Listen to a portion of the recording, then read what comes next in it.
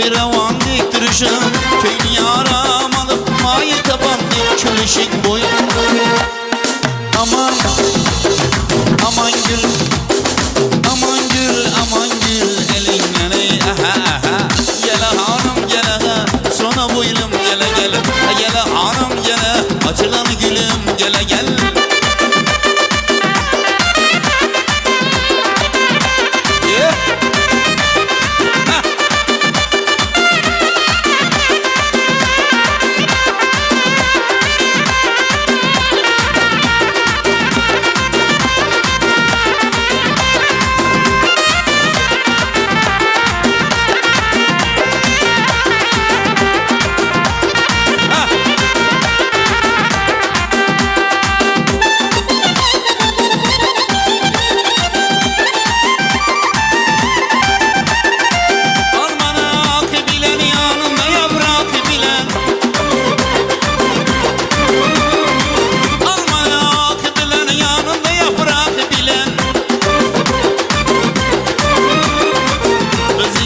Yazadı kiskine bermağımını, ziyar berek büker kiskine bermağı bilen boy.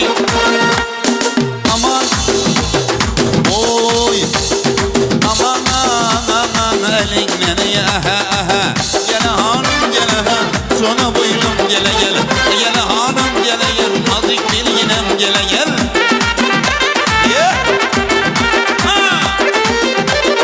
Nasıl işin?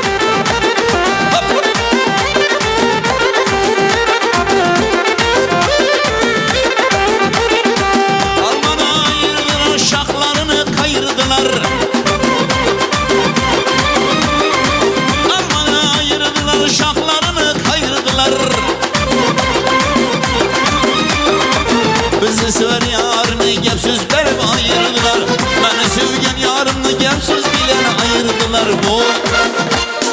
Aman aman aman boy. Canımı canımı canımı canımı ele.